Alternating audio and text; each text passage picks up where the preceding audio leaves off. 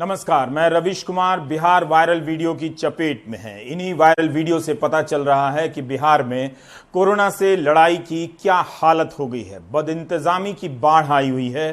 कभी पूर्णिया से तो कभी पटना से वीडियो वायरल हो जा रहा है। ऐसा लगता है कि सरकार 4 महीने बाद भी नहीं जागी है और अचानक से लोग अब जाग गए हैं। कुछ दिन पहले नालंदा मेडिकल कॉलेज से एक वीडियो वायरल हुआ था। मरीज के बगल में बिस्तर पर शव रखे थे। आज फिर से एक वीडियो वायरल हुआ है जो बता रहा है कि वायरल होने से भी कुछ नहीं हो पा रहा है बिहार में।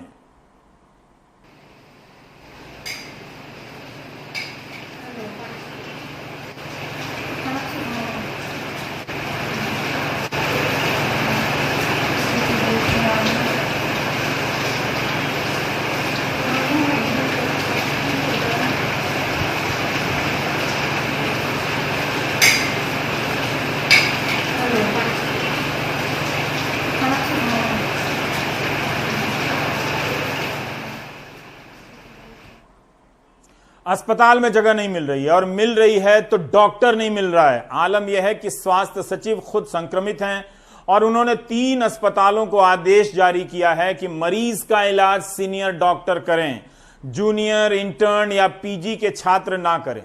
इसका मतलब क्या यह है कि इन अस्पतालों में सीनियर इलाज नहीं कर रहे थे? क्या इन लापरवाहियों के कारण किसी की मौत भी हुई होगी? क्या बिहार के नागरिकों का यह जानने का हक नहीं है अगर उन्हें थाली बजाने से फुर्सत नहीं है तो? अस्पतालों में आईपीएस की तैनाती की गई है। केंद्र से टीम का दौरा हो रहा है। लेकिन जब देश में मरीजों की संख्या 11 लाख से अधिक हो चुकी हो, हर दिन 40,000 नए मरीज आने लगे हों, उस देश के एक राज्य बिहार में जिसकी आबादी 13 करोड़ है, ऐसी हालत के लिए जिम्मेदार कौन है? क्या बिहार की जनता ने खुद के लिए यही इंतजाम मांगा था? मनीष कुमार हमारे साथ हैं। हम यह भी सूचना दे दें कि दिल्ली में लगातार कोशिशों का एक नतीजा आया है कि कई दिनों के बाद 1000 से कम नए मामले आए हैं दिल्ली में। लेकिन दूसरी तरफ बंगाल में कम्युनिटी स्प्रेड ट्रांसमिशन की भी बात होने लगी है। महाराष्ट्र में भी डॉक्टर एसोसिएशन के लोग कह रहे हैं कि समुदाय समाज में यह फैल गया है। बिहार में कुछ सुनाई ही नहीं दे रहा है कि क्या कहना चाहते हैं, क्या कह रहे हैं। मनीष, हम ये जानना चाहते हैं कि लगातार आपसे संवाद करने के बाद ये जो नालंदा मेडिकल कॉलेज की हालत आई है, जिसके बारे में भी स्वास्थ्य सचिव ने पत्र लिखा है कि जूनियर डॉक्टर यहां पर इस्तेमाल कर रहे हैं, तो क्या मनीष हम ये समझें कि एक तरह से इस अस्पताल को लेकर इतनी मीडिया रिपोर्ट हुई है, किसी भी प्रकार में किसी प्रकार का कोई बदलाव नहीं आया है? मनीष देखिए, निश्चित रूप से लगता नहीं है कि राज्य सरकार जो है वो स्थिति को अपने नियंत्रण में रखे हुए है। और जो कोई भी विजुअल देख रहे हैं, वो आप जहां से भी देख रहे होंगे रवीश, तो ये कमोबेश अब पूरे बिहार की यही कहानी बनती जा रही है। क्योंकि राज्य सरकार, पता नहीं मुख्यमंत्री नीतीश कुमार आखिर किस तरीके से चीजों को देख रहे हैं या उनको क्या फीडबैक दिया जा रहा है। क्योंकि जो बिहार सरकार के अस्पताल हैं वहाँ की स्थिति काफी अराजक होती जा रही है। क्योंकि न केवल मेडिकल प्रोफेशनल वहाँ पर खुद संक्रमित हो रहे हैं, जांच जो है सरकार के जो भी लैब हैं वहाँ पर 2-2 दिन 3-3 दिन जांच रुक जाती है। साथ ही साथ एक जो सबसे बड़ी बात यह है कि बिहार सरकार ने 4 महीने से हर राज्य जो है वो कोरोना से निपटने की कोशिश कर रहा है, लेकिन बिहार में अभी तक ये प्रोटोकॉल नहीं निश्चित हो पाया है कि अगर किसी व्यक्ति की मौत हो जाती है तो उसके शव को कहाँ रखा जाएगा। उसको वहीं उसी वार्ड में उस समय तक छोड़ा जाता है कि जब तक कि जिला प्रशासन या उसके परिवार के लोग ना आ जाएं और अंत्येष्टि के लिए सूर्यास्त ना हो जाए। क्योंकि पटना में अभी तक यही प्रोटोकॉल चल रहा है। क्योंकि आप जानते हैं कि पटना में बास घाट में अंत्येष्टि होती है, लेकिन यहाँ पर दिन में जिला प्रशासन ने अंत्येष्टि की अनुमति नहीं दी है क्योंकि स्थानीय लोग उसका विरोध करते हैं। तो शाम में अंत्येष्टि होती है। लेकिन मैंने कुछ दिन पहले जिला प्रशासन, जिला अधिकारी से बात की थी और उनको कहा था कि आप इसे डेडिकेटेड क्रीमेशन सेंटर आप इसे घोषित कर दीजिए कि दिन हो या रात हो, कम से कम लोगों को अस्पताल में इंतजार नहीं करना होगा। तो उनका यह कहना था कि अगर ऐसे नोटिफिकेशन करने से लोगों के बीच पैनिक हो सकती है कि लग रहा है कि बहुत ज्यादा मोर्टेलिटी हो रही है। लेकिन बिहार की एक बात और भी है रवीश, की बिहार में अब जो आंकड़े हर दिन आ रहे हैं उस आंकड़ों में लोगों को कंफ्यूज करने की कोशिश हो रही है। लग रहा है कि राज्य सरकार को यह लगता है कि अगर आप आंकड़ों को 2 दिनों में बांट दें या अखबार में, कुछ हिंदी अखबारों में अगर आप इस आंकड़े को पेज 1 पे नहीं छपने दे तो इससे लोगों में भ्रम जाएगा। लेकिन लोगों के बीच में मैं आपको बता देता हूं, काफी एक तरह से डर का माहौल जो है वो व्याप्त होता जा रहा है। जो छोटे छोटे शहर हैं वहां भी लोग काफी बड़ी संख्या में गांव में संक्रमित हो रहे हैं। और जो जांच रिपोर्ट की बात है तो पटना शहर में भी अगर आप सरकारी जांच केंद्रों में आज अगर आप जांच देंगे तो आपकी रिपोर्ट कल शाम तक या परसों किसी समय आएगी, यानी कि 48 घंटे या 36 घंटे। और अगर आप संक्रमित है तो रवीश आप सोच सकते हैं कि आप और कितने लोगों को संक्रमित अगले 36 घंटे में कर सकते हैं। लेकिन लगता नहीं है कि राज्य सरकार इन सभी बातों को फैक्टर इन कर रहा है या उनके पास शायद इसका कोई समाधान हो। अगर आपको याद हो तो आज ही बिहार सरकार के स्वास्थ्य विभाग के जो प्रधान रवीश जी, मेरा एक सवाल यह है कि ये काफी गंभीर बात है कि हेल्थ सेक्रेटरी को लिखना पड़ रहा है कि आप जूनियर डॉक्टर से इलाज ना कराएं, सीनियर से कराएं। तो जाहिर है किसी की जान भी गई होगी इसकी वजह से। ये सीनियर अभी तक क्या कर रहे थे, किसी का कोई नियंत्रण नहीं है। और आज जो केंद्रीय टीम आने के जो आदेश जारी हुए हैं, इन सब से कुछ होने वाला है क्या? स्वास्थ्य मंत्री आप लगातार उनके बारे में बता रहे हैं कि मंगल पांडे पार्टी के कार्यालय में चुनाव की गतिविधियों में ज्यादा बिजी हैं। अब केंद्र की टीम वहां पर पहुंच रही है, जो पहले बंगाल पहुंच गई थी शुरुआती दौर में ही। तो क्या मंगल पांडे कुछ सक्रिय नजर आ रहे हैं व्यवस्था के इंतजाम में? निश्चित रूप से जब से उनका पार्टी दफ्तर खुद का सील हुआ है और उनके पार्टी के करीब 100 से ज्यादा लोग संक्रमित हुए हैं, तो कम से कम अब मंगल पांडे अपने पार्टी के कामों से फ्री हैं और वो अपने डिपार्टमेंट के काम में सक्रिय हैं।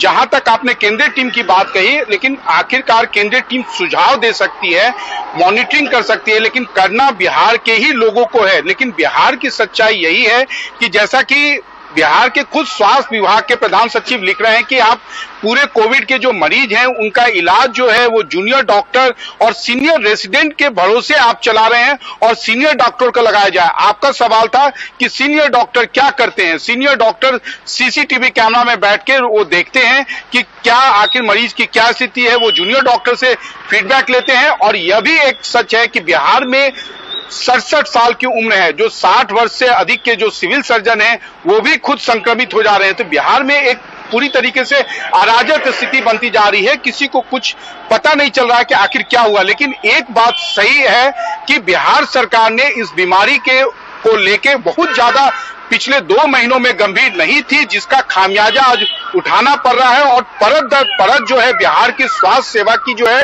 वो पोल खुलती जा रही है। अगर आप देखिए तो बीजेपी के लोग ही जो है, मंगल पांडे हों, उसके पहले भी बीजेपी के लोग, अश्विनी चौबे जो आज केंद्रीय स्वास्थ्य राज्य मंत्री हैं, वो बिहार के स्वास्थ्य मंत्री होते थे। लेकिन 15 सालों में बिहार, अगर आप मान लीजिए कि लालू यादव के समय में सारी व्यवस्था बिल्कुल ही चौपट थी, लेकिन आज जो व्यवस्था है वो भी इतनी सुधरी नहीं है जिससे कि लोगों की जान बच सके। जब अगर आपके पास में पटना के अस्पतालों में मॉर्ग नहीं है तो आप समझ सकते हैं कि क्या स्थिति होगी। रवीश, बहुत बहुत शुक्रिया मनीष। अब हम कश्मीर जाना चाहते हैं नजीर के साथ पास जाने के लिए, लेकिन इसके बीच में आपने चूंकि जिक्र किया था अश्विनी चौबे जो स्वास्थ्य राज्य मंत्री हैं केंद्र में, उनके गृह जिला जो भागलपुर है, भागलपुर के जवाहरलाल नेहरू मेडिकल कॉलेज को भी आदेश किया है प्रधान सचिव स्वास्थ्य विभाग की तरफ से कि जूनियर डॉक्टर इलाज ना करें। बहुत शुरुआती दौर में ही इस बात की चर्चा वहां के जूनियर डॉक्टरों ने उठाई थी, जब वो पीपीटी वगैरह की मांग को लेकर आंदोलन कर रहे थे, आवाज उठा रहे थे, तभी उन्होंने कहा था कि जूनियर डॉक्टरों के भरोसे ये सारा कुछ छोड़ दिया है। यानी कई महीनों बाद भी स्थिति वहीं की वहीं पड़ी हुई है। नालंदा मेडिकल कॉलेज का आपने जिक्र किया मनीष, बाढ़ प्रभावित, जब भी पटना में पानी भरता है उस अस्पताल में पानी भर जाता है।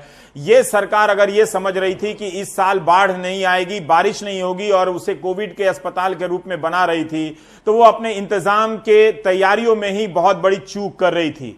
नजीर हमारे साथ है। नजीर, आपकी आज रिपोर्ट देख रहे थे कि एक अस्पताल कह रहा है कि अब उसके पास जगह नहीं है। क्या आप बता सकते हैं कि क्या मामला है वहां पर और किस तरह की स्थितियां कोविड-19 को लेकर जम्मू कश्मीर में हैं? रवीश, यहाँ जो केस हैं, जो कोविड केस हैं, दिन ब दिन बढ़ते जा रहे हैं और सरकार के पास कोई भी ऐसा उपाय नहीं, वो उनको क्या करे। 4 महीने से सख्त लॉकडाउन है, उसके बावजूद भी कहते हैं जब थोड़ी रिलैक्सेशन दी गई तो कहते हैं लोगों ने ख्याल नहीं रखा। तो प्रशासन जो है जिम्मेदारी लोगों के कंधों पे डालते और कहते कि अब अस्पतालों में जगह नहीं है। अब सबसे बड़ा चैलेंज ये है कि जितने भी पेशेंट हैं 90% जो बीमार अब है वो सिम्टमेटिक है और डॉक्टरों का कहना है उनको निमोनिया हुआ है, रेस्पिरेटरी प्रॉब्लम्स है। कहीं एक को उनमें से हाई फ्लो ऑफ ऑक्सीजन चाहे, कुछ को वेंटिलेटर चाहे, लेकिन अस्पतालों में बेड नहीं है। और श्रीनगर में सबसे ज़्यादा प्रभावित है क्योंकि यहाँ सबसे ज़्यादा जो कोविड केसेस हैं श्रीनगर से ही आ रहे हैं। जैसे कि मैं आपको बताऊं, कल जब जो आंकड़े आ गए तो 700 के करीब जो केस जम्मू कश्मीर में थे, उनमें से करीब 300 श्रीनगर डिस्ट्रिक्ट से ही आए थे। तो कुल मिलाकर अगर हम देखेंगे तो आज भी 2000 के आसपास जो एक्टिव जो केसेस हैं कोविड के श्रीनगर डिस्ट्रिक्ट में हैं, लेकिन यहाँ बेड नहीं है, अस्पतालों में सुविधा नहीं है और जो क्रूशियल मेडिसिन है हर जगह सोशल मीडिया पे हम देख रहे हैं कि भाई हमारे बीमारों को दवा नहीं मिल रही है, उनको गुज़ा नहीं मिल रही, उनको बेड नहीं मिल रहे। और लोग सवाल पूछते हैं भाई अगर ये सब कुछ आपने इतना बड़ा लॉकडाउन किया, रैंप अप क्यों नहीं किया, जो हेल्थ फैसिलिटी में बेड क्यों नहीं की, मेडिसिन जो कोविड के लिए आज दिए जाते हैं ताकि जो भी उनको प्रॉब्लम है जिस तरह से उनको बचाने की कुछ, वो क्यों नहीं अवेलेबल है। और साथ ही साथ अगर प्रशासन अब ये कह रहे हैं कि उन्होंने एक वीडियो जारी किया है श्रीनगर डिस्ट्रिक्ट एडमिनिस्ट्रेशन ने ट्विटर हैंडल पे, उस पर जैसे कि बिल्कुल अपने कंधों से जिम्मेदारी हटाई, कहा कि भाई हमारे पास अब जगह नहीं है, अस्पतालों में बची नहीं है, लॉकडाउन हटाया गया, थोड़ा उसमें कमी की गई तो उसमें आपने एहतियात नहीं बरता। तो कुल मिला के हम देख रहे हैं कि श्रीनगर में जो कोविड के हालात हैं दिन ब दिन खराब हो रहे हैं।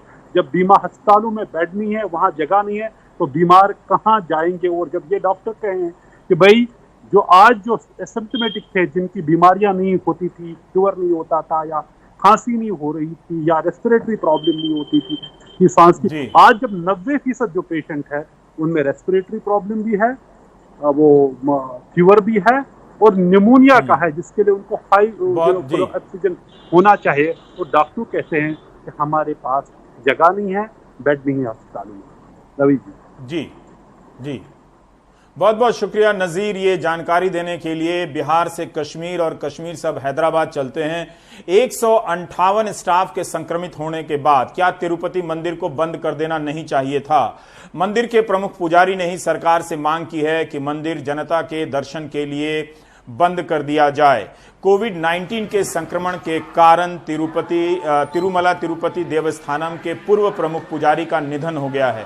73 साल के श्रीनिवास मूर्ति 3 दशकों तक पुजारी रहे हैं। सूत्रों के मुताबिक 21 दिनों की तालाबंदी का प्रस्ताव मंदिर के संदर्भ में सरकार को भेजा गया है। तिरुपति एक तरह से कंटेनमेंट जोन में बदल गया है। यहाँ की कुछ और मंदिरों से संक्रमण की खबरें आई हैं। मौजूदा प्रमुख पुजारी की मांग है कि मंदिर को बंद करना चाहिए, इससे लोगों को खतरा हो सकता है। 11 जून को तिरुपति मंदिर को दर्शन के लिए खोला गया था। तो बिहार, कश्मीर, हैदराबाद के बाद चलते हैं शिमला, जहां भूस्खलन के कारण सब्जी वालों पर कहर टूटी है।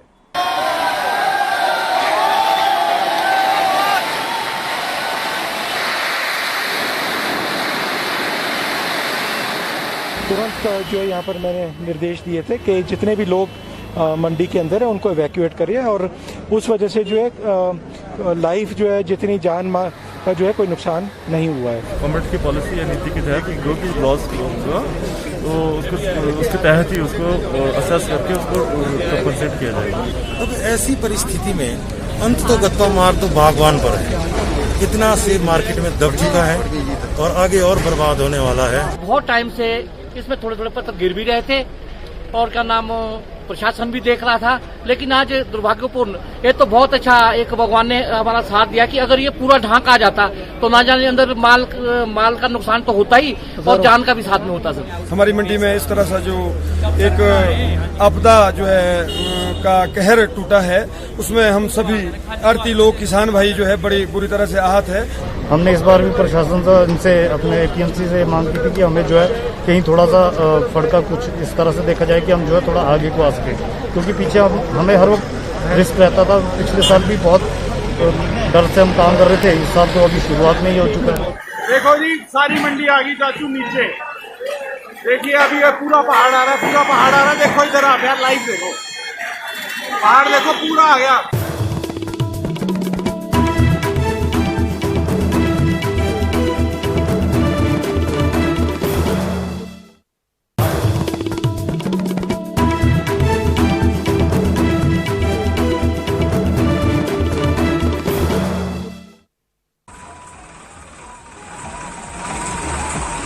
जो सरकार ने 3 अध्यादेश पास किए हैं, जिससे पूरे देश का किसान, आड़ती और मजदूर सब बेरोजगार हो जाएंगे और देश की जनता को महंगे भाव में खाना पड़ेगा। ये पूंजीपति लोग कभी भी ब्लैक कर सकते हैं, तो क्योंकि इनको स्टॉक सीमा हटा दी है, अनाज से, दालों से, खाद्य तेल से।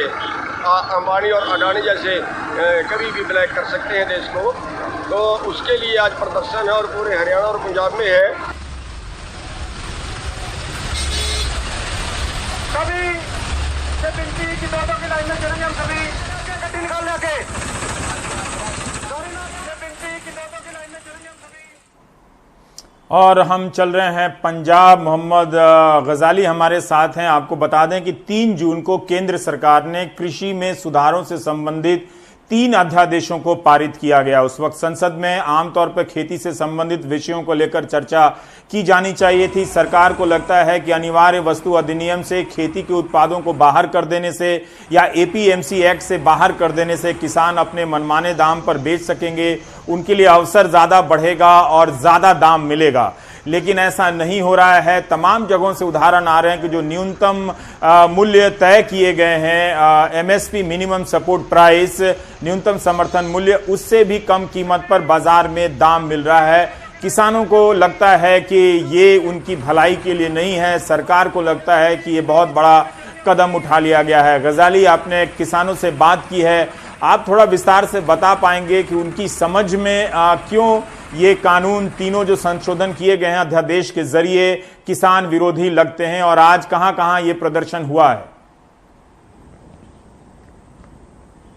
सबसे पहले मैं आपको प्रदर्शन के बारे में बताऊं कि पंजाब और हरियाणा के मैक्सिमम ज़िले जो हैं वहां पर कई दिनों से ये प्लान था कि आज के दिन जो है 20 जुलाई को ट्रैक्टर मार्च निकाला जाएगा और ये उन मार्चेस या उन प्रोटेस्ट से प्रेरित था जो हम फॉरेन कंट्रीज में पिछले कुछ दिनों में देख चुके हैं। तो काफ़ी जगहों पर मुख्यमंत्री पंजाब के कहने के बावजूद कि कोरोना या पैंडेमिक का दौर है, आप सोशल डिस्टेंस मेंटेन करें और इस प्रोटेस्ट को ना निकालें, उसके बावजूद पंजाब के कई ज़िले और हरियाणा में भी कई ज़िले और कई किसान यूनियन ने ट्रैक्टर के जरिए प्रोटेस्ट मार्च निकाला और अपने जिले में जो एसडीएम दफ्तर है या डिप्टी कमिश्नर का दफ्तर है वहां पर जाकर मांग पत्र दिया। अब पूरा मसला थोड़ा तकनीकी है। सरकार की तरफ से ये कोशिश की गई थी, शांता कुमार कमेटी के रिकमेंडेशन पर ये ऑर्डिनेंस या कानून लाया गया, जिसमें से सबसे अहम और जिससे सबसे ज़्यादा तकलीफ किसानों को है वो ये है कि इंटर स्टेट बैरियर्स हटा दिए गए। प्रधानमंत्री मोदी की तरफ से जो ये वायदा किया गया था कि 1 नेशन 1 मार्केट, उसको लेके किसान चिंतित है, क्योंकि अक्सर जब हम देखते हैं कि किसान, छोटे मोटे किसान जो अपने फल और सब्जी को सड़कों पे फेंक देते हैं, तो यही कहा जाता है कि उनको खरीदार नहीं मिल रहा। सरकार ने इस चिंता को देखते हुए ये कानून बनाया कि अब कहीं भी किसान अपने फार्म प्रोड्यूस या फसल को बेच सकता है। लेकिन इससे सबसे ज़्यादा चिंतित वो लोग हैं जो पंजाब और हरियाणा में कि चावल और गेहूं की खेती करते हैं, क्योंकि पंजाब और हरियाणा में और दूसरे राज्यों में भी, यूपी जैसे और राजस्थान जैसे राज्यों में एपीएमसी एक्ट बना हुआ है, जहां आप मंडियों में आते हैं, मंडी में सरकार आपसे सामान खरीदती है और एक एमएसपी अश्योर्ड रहता है कि अगर कुछ नहीं होगा तो किसान धरना देंगे या सरकार उसकी जवाबदेह होगी। लेकिन अब जो नया ऑर्डिनेंस आया है, इसके तहत अगर आप प्राइवेट प्लेयर्स को इन्वॉल्व करेंगे कि वो सीधे किसानों से सामान खरीद लें, तो किसानों का कहना है कि इस कानून में कोई डिस्प्यूट रेड्रेसल मैकेनिज्म नहीं है कि अगर उनके बीच कुछ डिस्प्यूट हो जाता है या कोई झड़प हो जाती है या कोई और मसला हो जाता है तो उसको लेके वो कहाँ जाएंगे। अभी के जो एग्जिस्टिंग सिस्टम है, अगर मार्केट में आपका सामान नहीं बिकता है, सरकार आपसे नहीं खरीदती है, तो उसकी जवाबदेह सरकार होती है। लेकिन अगर प्राइवेट प्लेयर्स आ जाएंगे तो उसका जवाबदेह कौन होगा, ये पहली चिंता है। दूसरी बात ये है कि जो छोटे किसान हैं उनका कहना है कि जब वो अपनी फसल उगाते हैं तो उनकी वैसे ही आमदनी कम है, तो वो किसी दूसरे राज्य या किसी दूसरे शहर में जाके अपना सामान कैसे बेचेंगे, और प्राइवेट प्लेयर्स की तरफ से प्राइसिंग का क्या इंडेक्स होगा। एमएसपी की बात जहां तक होती है कि सरकार पहले ही ये अनाउंस कर देती है कि इस सीज़न में हम इस फसल को इतने ही रकम पे खरीदेंगे, लेकिन प्राइवेट प्लेयर्स के साथ उनको ये आशंका है कि कहीं सीज़न से पहले रेट कुछ और हो, सीज़न शुरू फसल की मतलब बुआई होने के बाद अगर रेट डाउन हो जाता है तो वैसी स्थिति में किसान क्या करेंगे। तो ऐसे ऑर्डिनेंस के खिलाफ ही जो है पंजाब और हरियाणा के किसान, उन्होंने ये मार्च निकाला है कि एक तो और तीसरी बात मैं बताना चाहूँगा रवीश कि सरकार को मंडी सिस्टम के थ्रू रेवेन्यू जनरेट होता है, क्योंकि वहाँ पे टैक्स लगाया जाता है खरीदारों के ऊपर।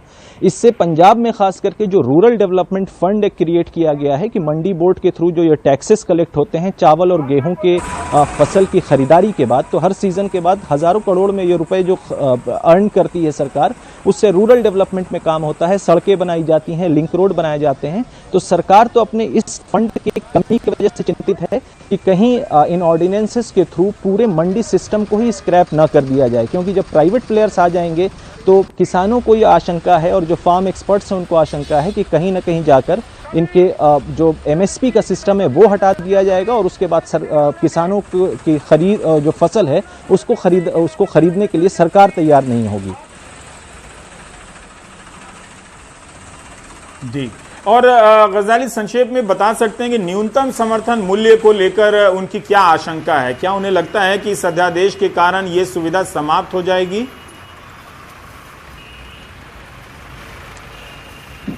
एमएसपी के ऊपर उनकी आशंका दो कारणों से है, क्योंकि ये जो ऑर्डिनेंस सरकार ने पास किया है कानून, ये शांता कुमार कमेटी के रिकमेंडेशंस पे पास किया है। पंजाब के मुख्यमंत्री कैप्टन अमरिंदर सिंह का कहना है कि उसी कमेटी में पहले भी ये रिकमेंडेशंस दी है कि कई और सूबों में चावल और गेहूं की पैदावार बहुत हो रही है, तो एमएसपी हटा देनी चाहिए। इन सब आशंकाओं की वजह से किसान ये डर रहे हैं कि कहीं अब आप प्राइवेट प्लेयर्स को इस तरह से इनकरेज कर रहे हैं किसानों की फसल खरीदने में, तो कल जाके आप इस जिम्मेदारी से भी पीछे हट जाएंगे और पूरी जो पूरा मंडी सिस्टम है जो 50-60 सालों से चल रहा है इस इलाके में एपीएमसी एक्ट के थ्रू, वो कहीं कोलैप्स न कर जाए और कल को आप किसान को ये ना कह दें कि आपकी सारी फसल अब प्राइवेट प्लेयर्स खरीदेंगे। तो वो एमएसपी हटने का डर इन कमेटी के रिकमेंडेशंस की वजह से है। जी, बहुत बहुत शुक्रिया मोहम्मद गजाली विस्तार से और बारीकी से जानकारी देने के लिए कि किसान क्यों 3 जून को लाए गए उन 3 कृषि अध्यादेशों का विरोध कर रहे हैं, जिनसे सरकार को लगता है किसानों का भला होगा। किसानों को लगता है कि न्यूनतम समर्थन मूल्य की गारंटी भी चली जाएगी, बाजार में मोल भाव करने की उनकी क्षमता पहले से कमजोर होगी और वो और अधिक गरीब होते चले जाएंगे। और अब हम पंजाब से चलते हैं मुंबई, जहां पर एक ऐसा हेलमेट लाया गया है जो एक साथ कई लोगों की थर्मल स्क्रीनिंग करता है, यानी तापमान जांच लेता है। तो ये इस तरह से लगातार बस्तियों में जाकर जो वॉलंटियर्स हैं, बीएमसी के लोग हैं, लगातार लोगों को थर्मल स्क्रीनिंग कर रहे हैं। और ये आया है नया स्मार्ट हेलमेट जो कि थर्मल स्क्रीनिंग करता है और मास थर्मल स्क्रीनिंग करता है, यानी कि बड़ी संख्या में इलाकों में जाकर इस हेलमेट के जरिए चाहे जो जहाँ भी हो उपस्थित हो सभी को वो स्कैन करता है और इस तरह से एक मास स्क्रीनिंग होती है, ताकि जो चेस्ट वायरस है, अगर किसी के बुखार है तो इस थर्मल स्क्रीनिंग के जरिए वो बीप करेगा और फिर उस तरह से पता चलेगा कि इस शख्स को बुखार है। ये जो स्क्रीनिंग हो रही है ये हेलमेट से, स्मार्ट हेलमेट कैसे स्क्रीन कैसे कर रहा है, कैसे आप लोग को पता चल रहा है? सर इसका एट ए टाइम 13 पीपल्स का एक साथ में देखा जाता है टेम्परेचर, और इसको इस स्मार्ट वॉच से ऑपरेट किया जाता है, तो जिसमें अलग अलग से फंक्शंस है, जैसे कि large person, large crowd, single person mode, जैसे अलग अलग सब फंक्शन। यानी ये जो हेलमेट है, जो कैमरा है, इससे सभी को देख रहा है। हाँ। और जिसका भी ज़्यादा होगा, बुखार होगा या नहीं होगा, तो वो यहाँ पे ब्लिप करेगा। जी, जहाँ पे अंदर स्क्रीन है वहाँ पे वो दिखता है। अच्छा, आपको दिखता है? हाँ, तो इतने लोग हैं, कहीं दिख रहा है कहीं कोई ब्लिप कर रहा है या किसी का ज़्यादा हो? अभी तक तो किसका नहीं बता रहा है, बट जब भी होगा तो अभी इधर रेड डॉट आता है कि ये ज़्यादा करके है। अच्छा, तो आप कैसे पहचान पाएंगे इतने लोगों में किसका ब्लिप कर रहा है, किसका ज़्यादा है? अभी आपका 36.2 है, उनका 36.3 है, उनका 36.6 है, 36.5 है, इतना तेज? हाँ इतना मत, एक 1 सेकंड में 13 से 14 लोग का दिख रहे थे।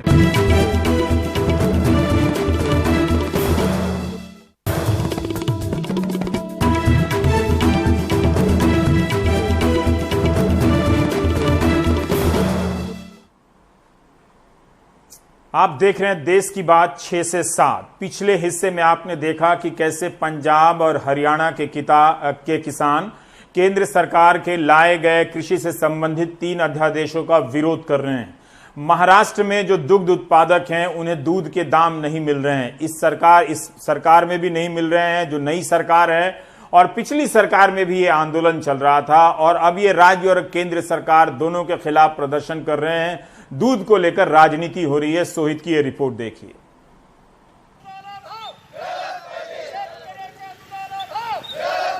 अहमदनगर और सांगली में कुछ इस तरह से दूध बहाकर किसानों ने दूध के सही दाम नहीं मिलने के विरोध में प्रदर्शन किया। इस तरह की तस्वीरें राज्य में पिछली फडणवीस सरकार के समय भी देखने मिली थी।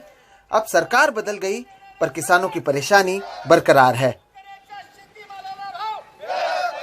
किसानों की शिकायत है कि उन्हें अब आधे दामों में दूध को बेचने में मजबूर किया जा रहा है। आंकड़ों पर नजर डालें तो पहले जहां 1 लीटर दूध के लिए किसान को 35 रुपए मिलते थे, तो वहीं अब उन्हें 16 से 20 रुपए ही मिल रहे हैं। दूध पाउडर के लिए प्रति किलो पहले जहां उन्हें 330 रुपए मिलते थे, तो वहीं अब उन्हें 160 रुपए मिल रहे हैं। तो वहीं बटर के लिए जहां पहले उन्हें 320 रुपए मिलते थे, तो वहीं अब उन्हें केवल 200 रुपए मिल रहे हैं। लॉकडाउन के कारण दूध की खरीदारी में भी भारी गिरावट आई है। महाराष्ट्र में हर रोज करीबन 1 करोड़ 19 लाख लीटर दूध का उत्पादन होता है, जिसमें से अब करीबन 55 लाख लीटर दूध बच रहा है। तो वहीं अब विपक्ष में बैठी बीजेपी किसानों के समर्थन में खड़ी नजर आ रही है। शेतकऱ्यांच्या मागण्या मान्य कराव्या। हम किसानों की मांग का समर्थन करते हुए जिला अधिकारियों को पत्र देंगे, और अगर इसके बाद भी कुछ नहीं हुआ तो 1 अगस्त से पूरे महाराष्ट्र में आंदोलन किया जाएगा। 20 तारखेला निवेदन दिया जाणार है। प्रदर्शन के बाद जहां अब राज्य सरकार मंगलवार को इस विषय में बैठक कर सकती है, तो वहीं कांग्रेस ने बीजेपी के समर्थन को राजनीति से प्रेरित बताया। इनको किसानों के प्रश्नों के ऊपर कोई भी लेना देना नहीं है। इनके कार्यकाल में 5 साल में दूध के विषय के ऊपर पूरी तरह से किसानों को बेहाल करके रखा था, और अचानक अभी इनको प्रेम किसानों के प्रति आया हुआ है। इस सब के बीच केंद्र सरकार की ओर से 10,000 टन दूध पाउडर को आयात करने के फैसले को लेकर अब सवाल उठने लगे हैं, क्योंकि एक तरफ जब जरूरत से ज्यादा दूध देश में मौजूद है, तो फिर ऐसे में बाहर से पाउडर को आयात करने की क्या जरूरत है। मुंबई से सोहित मिश्रा, एनडीटीवी इंडिया। देश की बात में यह 7वां राज्य था जहां से हमने आपको रिपोर्ट दिखाई, और अब राजनीतिक खबरों का संक्षेप में देखिए। प्रधानमंत्री वहां पहुंच जाएंगे, इतना ही हो रहा है ना बस। बीजेपी नेता उमा भारती ने कहा है कि एनसीपी अध्यक्ष शरद पवार रामद्रोही हैं। उमा भारती शरद पवार के उस बयान से नाराज हैं जिसमें पवार ने कहा था कि कुछ लोग सोचते हैं कि राम मंदिर बनवाने से कोरोना वायरस चला जाएगा। पवार 5 अगस्त को अयोध्या में राम मंदिर का भूमि पूजन प्रधानमंत्री मोदी के हाथों किए जाने से जुड़ी खबरों पर अपनी प्रतिक्रिया दे रहे थे। इस पर उमा भारती ने कहा कि अगर 2 घंटे प्रधानमंत्री अयोध्या चले जाएंगे तो कौन सी अर्थव्यवस्था बिगड़ जाएगी। उन्होंने कहा कि मोदी ने आज तक कोई छुट्टी नहीं ली और वो हवाई जहाज में भी काम करते हुए जाएंगे। इसलिए मुझे लगता है कि शरद पवार का बयान रामद्रोही है और मोदी के खिलाफ नहीं, भगवान राम के खिलाफ है। पश्चिम बंगाल में आए दिन हिंसक घटनाओं के बीच राज्य के राज्यपाल जगदीप धनखड़ आज दिल्ली में रहे, जहां उन्होंने गृह मंत्री अमित शाह से मुलाकात की। पश्चिम बंगाल के उत्तरी दीनाजपुर में रविवार को एक बच्ची की गैंगरेप और हत्या के मामले के बाद स्थानीय जनता सड़क पर उतर आई थी। इस मामले में आरोप तृणमूल के एक कार्यकर्ता पर लगा है। पुलिस ने 3 घंटे बाद लाठीचार्ज और आंसू गैस के गोले छोड़ जनता को नेशनल हाईवे से हटाया। राज्यपाल ने आज मुलाकात से पहले ट्वीट किया था कि मैं पश्चिम बंगाल के चिंताजनक हालात पर आज गृह मंत्री से मुलाकात करूंगा।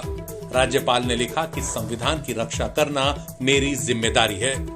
पश्चिम बंगाल में राज्यपाल जगदीप धनखड़ और मुख्यमंत्री ममता बनर्जी के बीच तनातनी लगातार बनी हुई है।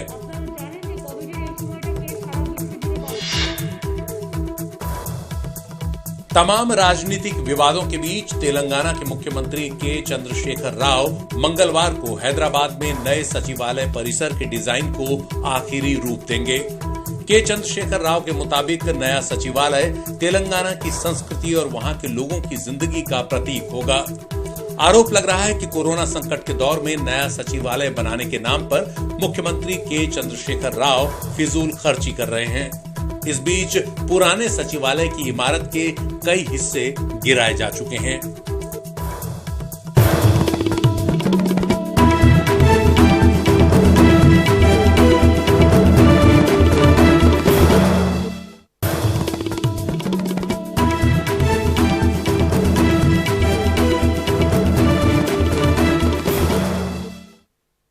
मेरा कुछ दिनों पूर्व गृह जिले के लिए आवेदन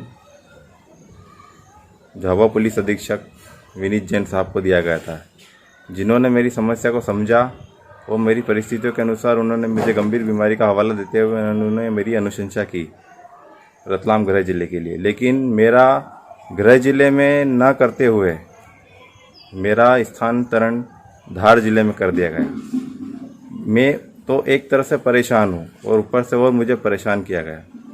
इसलिए मैं आरक्षक मधुसूदन राठौड़, पुलिसकर्मी वैसे ही परेशान है सभी। मैं आरक्षक मधुसूदन राठौड़ अपने होशो आवास में PHQ मुख्यालय पुलिस मुख्यालय भोपाल अपनी जब तक मेरा गृह जिले में नहीं हो जाता तब तक मैं आरक्षक मधुसूदन राठौड़ पुलिस मुख्यालय भोपाल में बैठकर धरना अनशन पर रहूंगा और अपने भूख प्यास और अन्न जल का त्याग करता हूं। हमारे सिपाही लोग बहुत परेशान हैं। मध्य प्रदेश से ये खबर है, एक तो इनके ढंग की जगह पे तबादला नहीं होता, परिवार से दूर हो जाते हैं और छुट्टियां समय पर नहीं मिलती हैं। चूंकि सिपाही हैं इसलिए इनकी कोई आवाज नहीं उठाता है और इनकी कोई बात का ध्यान नहीं देता है। दूसरी तरफ कोविड से संबंधित जो आंकड़े आ रहे हैं कई बार बहुत अच्छे लगते हैं, लेकिन जब आंकड़ों की कुछ और कहानियां आ जाती हैं तो उन अच्छे लगने वाले आंकड़ों पर शक भी होने लगता है। मुंबई से पूजा की यह रिपोर्ट है ठाणे से। आप देखिए कि चूंकि रिकवरी रेट ज्यादा लगे इसलिए अस्पतालों से कहा जा रहा है कि जल्दी जल्दी छुट्टी दीजिए। मुंबई में रिकवरी रेट है 70%, यानी कि 100 बीमारों में 70 लोग ठीक होकर अस्पताल से डिस्चार्ज हो रहे हैं। अब 46% रिकवरी रेट वाले ठाणे को रिकवरी रेट में मुंबई की बराबरी करनी है, लेकिन किस तरह? यहां अस्पतालों को म्युनिसिपल ऑफिसर ने संदेश भेजा है कि वो हर रोज करीब 20% मरीजों को डिस्चार्ज करें। महाराष्ट्र मेडिकल एसोसिएशन से लेकर एसोसिएशन ऑफ मेडिकल कंसल्टेंट सवाल खड़े कर रहे हैं। काफी ऐसे पेशेंट हैं जिनको 15 दिन, 20 दिन, 45 दिन भी अस्पताल में रहना पड़ता है या कभी कभी उससे भी ज्यादा उनको रहना पड़ता है। ऐसे पेशेंट्स को अगर डिस्चार्ज किया जाए बेवजह सिर्फ इस सरकारी हुक्म की वजह से, तो ये पेशेंट्स उनके जान का खतरा हो सकता है। अगर ऐसे बारे में अगर ये रूल की वजह से डॉक्टर्स ने अगर ये पेशेंट को डिस्चार्ज किया और पेशेंट को कुछ हो गया तो क्या गवर्नमेंट उसकी रिस्पॉन्सिबिलिटी लेगी? इसमें कोई भी नोटिफिकेशन अभी तक गवर्नमेंट की तरफ से आई नहीं है, लेकिन हेल्थ ऑफिसर इस तरह के क्यों वक्तव्य बनाए थे? हेल्थ ऑफिसर अपनी इच्छा से नहीं करते ये सब, उन पर कुछ तो प्रेशर आया ही होगा। ये प्रेशर कौन डाल रहा है? हेल्थ ऑफिसर के ऊपर, गवर्नमेंट के ऑफिशियल्स के ऊपर क्यों डाला जा रहा है कि हमें अचानक रेट्स, कितने डिस्चार्ज हुए, कितने एडमिट हुए, कितने बीमार पड़े, इस पे हमें इतना गौर करना क्यों ज़रूरी पड़ रहा है? क्या हम लोग एक्सेप्ट नहीं कर सकते हैं कि कितने पेशेंट आ रहे हैं, कि कितने एडमिट हो रहे हैं, कितने डिस्चार्ज हो रहे हैं? जो हकीकत है वो है। अगर हम ज़बरदस्ती किसी पेशेंट को डिस्चार्ज करेंगे और जो पेशेंट बीमार है सिर्फ स्टैटिस्टिक्स के लिए अगर हमने उनको डिस्चार्ज कर दिया और वो अगर घर पे जाके बिगड़ गए तो जिम्मेदारी किसकी है? इधर महाराष्ट्र मेडिकल काउंसिल का कहना है कि अथॉरिटी ये फरमान वापस ले, नहीं तो मरीजों की खुद लिखित जिम्मेदारी ले। Authorities are going to force us to discharge these patients, then अगर अथॉरिटी हम पर दबाव डाल रही है कि मरीजों को डिस्चार्ज करें तो उन्हें ये लिखित तौर पर भी देना चाहिए कि अगर इन मरीजों को कुछ होता है तो इनका डॉक्टर जिम्मेवार नहीं होगा। मैं गुजारिश करता हूं अथॉरिटी से कि ये फरमान वापस लें। Responsible for that problem. So I request the authorities to withdraw this diktat that 20% have to be compulsory discharge.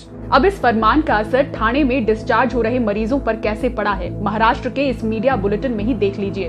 17 जुलाई को आए आंकड़े के हिसाब से जहां एक दिन में 170 मरीज डिस्चार्ज हुए थे, वहीं फरमान आने के बाद 18 जुलाई को एक दिन में 1105 मरीज डिस्चार्ज किए गए।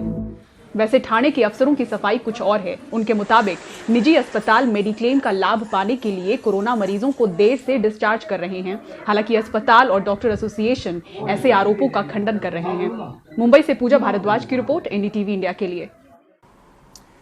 बाढ़ से ज्यादा जरूरी है कि आप उस इलाके की नदियों को जानें, तभी आप बाढ़ को जान पाएंगे। बिहार की नदियों में अगर आपकी दिलचस्पी है तो इस किताब को जरूर पढ़िए। हवलदार त्रिपाठी सहृदय की लिखी हुई 2 खंडों में यह किताब बिहार की नदियां बिहार हिंदी ग्रंथ अकादमी की से प्रकाशित है। अद्भुत और बेहतरीन किताब है।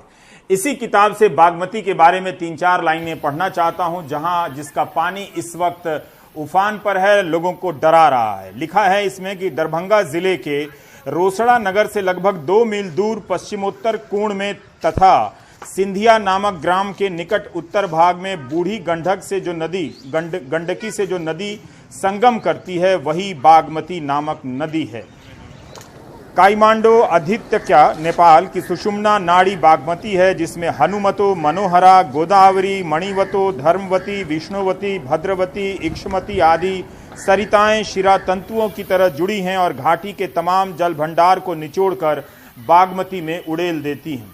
यह इतनी पवित्र मानी जाती है कि नेपाल राजवंश के सभी राजाओं का दाह संस्कार बागमती के तट पर ही होता है। नेपाल राज्य में गंगा नदी की तरह बागमती का पावन महात्म्य है और नेपाल की वास्तविक गंगा बागमती ही मानी गई है।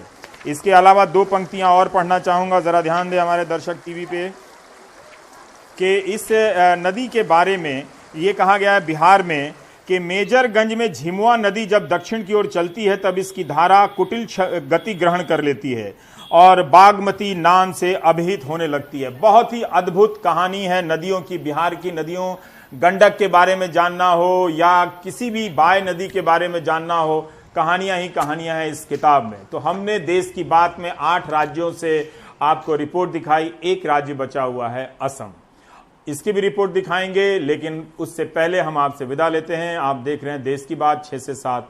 नमस्कार। One in this side. 25 years. I never stay long.